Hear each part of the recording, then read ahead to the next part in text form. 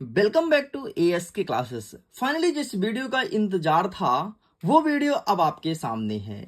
मेरे प्यारे बच्चों का सबसे ज्यादा यही मैसेज था कि please give me a booster dose. Class 11th के हिस्ट्री का लेकर के आइए ताकि आज के दिन हम अपनी जिंदगी की हिस्ट्री लिख दें। एंड फाइनली अब तुम्हें इतिहास लिखने का समय आ चुका है और लिटरली आज के एग्जाम में तुम इतिहास लिख दोगे बहुत अच्छे से, क्योंकि इतिहास का बूस्टर डोज अब आपके सामने है।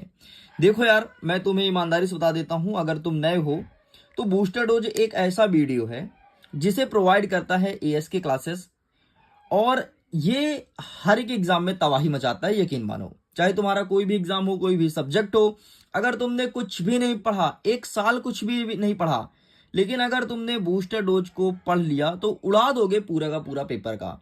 एंड 10th में तो तुम मेरे से पढ़े हो, तुम्हें अच्छे से पता है कि क्या था बूस्टर डोज और कैसे तबाही मचाया है हमारे एग्जाम में। तो चले फिर करते हैं वीडियो को फटाफट शुरू और देखते हैं हमारे बूस्टर डोज में कैसे क्वेश्चंस रखे गए हैं एंड किस प्रकार से हमें उसके आंसर्स को सॉल्व करना है। सबसे पहला प्रश्न देखने को मिलेगा मेसोपोटामिया से। एंड मेसोपोटामिया से भर भर के क्वेश्चन आएंगे, बंडल में पैक होकर क्वेश्चन आएंगे। जैसे मेसोपोटामिया की भाषा कौन सी थी, व्यापार कैसे होता था, यहाँ के सिक्के कैसे थे, यहाँ के लोग कैसे थे, यहाँ की संरचनाएं कैसी थी, ऐसे क्वेश्चंस देखने को मिलेगा। तो हमारा पहला प्रश्न बनेगा कि मेसोपोटामिया शब्द का अर्थ क्या होता है। आखिरकार क्या होता है मेसोपोटामिया, और इसकी दो भाषाओं का नाम लिखो कि यहां पर कौन कौन सी दो भाषा उपयोग की जाती थी मेसोपोटामिया में। एक प्रश्न और बनेगा जो 1 नंबर का रहेगा। वो प्रश्न रहेगा कि जो मेसोपोटामिया की सभ्यता है किन 2 नदी के तट पर बसा हुआ है।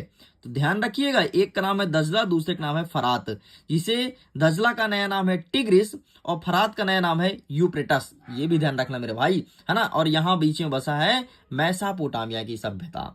आगे दूसरा नंबर कहता है कि किला कारकीप क्या थी, इसकी विशेषताएं बताइए। क्या होता है किला कारकीप, ये हमारे एग्जाम में देखने को मिलेगा। हमारा तीसरा नंबर कहता है स्टेपी क्या है। स्टेपी तो घास का मैदान है ना। बाकी ज्यादा डिटेल में पढ़ने के लिए आपको अपनी किताब को ओपन करना पड़ेगा। हमारा चौथा नंबर कहता है जिगुरात किसे कहा जाता है। What is this ziggurat. ठीक है, जिगुरात क्या है भाई, इसके बारे में क्वेश्चंस देखने को मिलेगा। नेक्स्ट कहता है, ये देखो फिर से आया मेसोपोटामिया की विशेषताएं, देख लो फिर से आ गया मेसोपोटामिया की भौगोलिक स्थिति, नगर योजना। मैंने पहले ही बोल दिया मेसोपोटामिया से बंडल में पैक होकर के क्वेश्चन आएगा और आपको अच्छे से करना भी पड़ेगा। मेसोपोटामिया की सभ्यता, है ना, पहले हम लोग नहीं पढ़ते थे। ये अभी नया सिलेबस जो आया है ना, और नए पैटर्न के आधार पर मेसोपोटामिया पूछता है। पहले हम हड़प्पा सभ्यता पढ़ते थे जो हमारे भारत देश की है। मेसोपोटामिया यहाँ की नहीं है, ध्यान रखिएगा।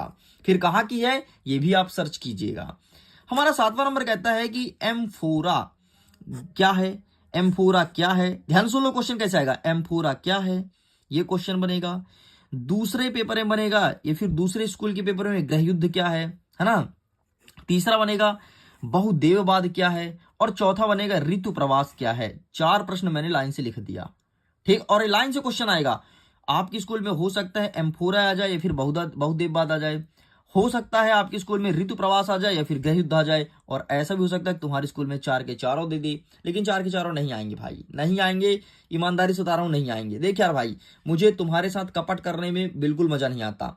मैं जितना तुम्हारे साथ लॉयल रह सकता हूं उतना लॉयल रहता हूं। झूठ झपाट चोरी चमारी तुम्हारे साथ मुझे बिल्कुल नहीं करना है। इसलिए मैंने बता दिया कि 4 में से तुम्हारे स्कूल में 1 या 2 या फिर 3 देखने को मिले। 4 में 4 नहीं आएगा मतलब नहीं आएगा, है ना। आगे हमारा 8वां नंबर कह रहा है रोमन शहर की 3 विशेषताएं बताओ। क्या होता है रोमन शहर भाई, क्या होता है रोमन शहर, इसकी 3 विशेषताएं। वह ऐतिहासिक स्रोत बताना है, हिस्टोरिकल, ठीक है, कि रोमन शहर का जानकारी हमें कैसे लगा और कैसे किस किताब में लिखा है, इसके बारे में बताना है। 9वां नंबर कहता है यूनान और रोमन वासियों की धार्मिक संस्कृति की व्याख्या कीजिए, है ना। यूनान के लोग कैसे थे और रोमन के लोग कैसे थे, इनका कल्चरल एक्टिविटीज कैसा था, इस पे व्याख्या करना है। 10वां नंबर कहता है रोमन साम्राज्य की अर्थव्यवस्था की विशेषताएं बताओ। रोमन साम्राज्य की इकोनॉमी कैसी थी, है ना, इसकी विशेषताएं बतानी। विशेषता मतलब लाभ, जो वहां की इकोनॉमी थी उससे हमें कैसे प्रॉफिट होता था, वहां के लोग कैसे रहते थे, इसके बारे में लिखना है। 11 नंबर कहता है नोयान क्या है। नोयान क्या है, ये हमारे एग्जाम में देखने को मिलेगा। 12 नंबर कहता है किरालताई क्या है तथा इसे किस प्रकार के निर्णय लिए जाते हैं, ये हमारे एग्जाम में आएगा। नेक्स्ट कहता है कि कुबकुर कुबकुर क्या है, कुबकुर क्या है, ठीक है, कुबकुर क्या है, ये हमारे एग्जाम में देखने को मिलेगा, कुबकुर संबंधित क्वेश्चन। नेक्स्ट 14 नंबर कहता है कि मंगोल कौन थे, है ना, मंगोल का शासक, यहां से क्वेश्चन हमारे एग्जाम में देखने को मिलेगा।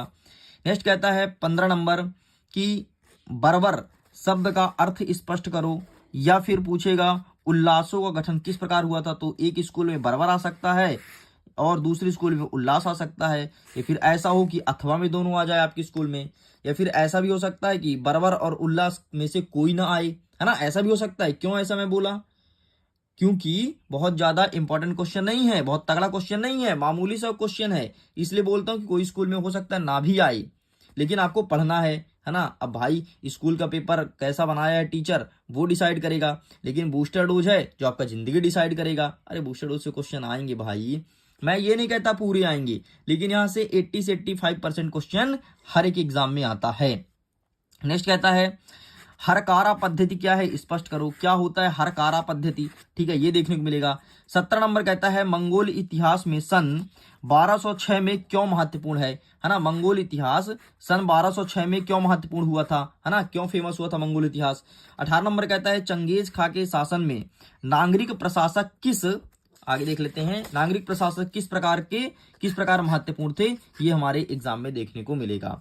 तो स्टूडेंट्स हमने 18 नंबर तक के सारे क्वेश्चन आंसर को कर लिया बहुत अच्छे से कवर। अब देखो एक चीज ध्यान रखना, अगर आपको पीडीएफ डाउनलोड करना है, पीडीएफ, तो पीडीएफ का लिंक आपको मिलेगा वीडियो के डिस्क्रिप्शन बॉक्स में, साथ ही मैं टेलीग्राम पर एक लिंक भेजूंगा, उसको देख लेना, उसमें पूरा प्रोसेस बताया कि बूस्टर डोज का पीडीएफ कैसे डाउनलोड करें।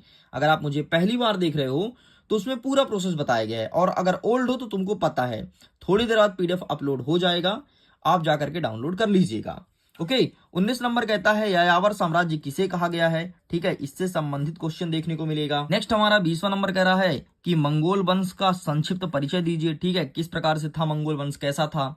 21 नंबर कहता है कि यास क्या था, ठीक है, यास क्या था और यास के महत्व में परिवर्तन का क्या कारण था, ये चीज हमें बताना है।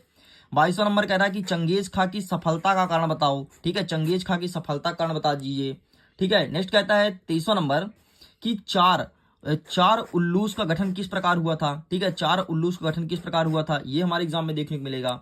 24 नंबर कहता है कि मानचित्र दर्शाई, भाई मानचित्र आ रहा है, कौन कौन सा आएगा, अरेबियन सी, काराकोरम, तिब्बत, चीन, ये सब छोड़ो, मैं तुम्हें बताता हूं काम का।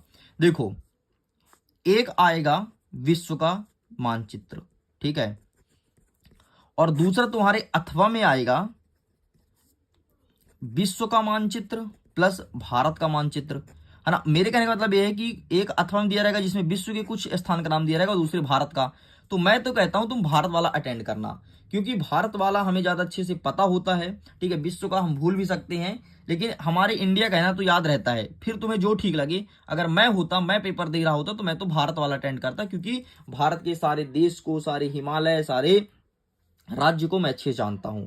बाकी तुम्हारी नॉलेज कितनी है तुम जानो भाई, लेकिन मैं यही सलाह दूंगा कि भारत वाला अटेंड करना और भारत वाला ही तुम पढ़ा करो, ताकि तुम्हें भारत की पहले जानकारी हो जाए, और जब विश्व का पढ़ो तो विश्व का भी ध्यान रखते जाओ, ठीक है। 25 नंबर कहता है मंगोल इतिहास 1206 में क्यों महत्वपूर्ण था, ये क्वेश्चन हमारे एग्जाम में आने वाला है। तो लीजिए स्टूडेंट, वैसे क्वेश्चन रिपीट हो गया है, यहाँ पर भी लिखा था, कोई दिक्कत नहीं, बस इतने क्वेश्चन आपको प्रिपेयर करना है, और ये सारे क्वेश्चन आपके बूस्टर डोज के हैं। इसके बाहर से ना तो आपके स्कूल के टीचर पेपर बनाएंगे ना ही बना सकते हैं, ठीक, क्योंकि बूस्टर डोज में वो सारे क्वेश्चन रख दिया हूं जो आपके एग्जाम में आते हैं और आएंगे, 100% आएंगे।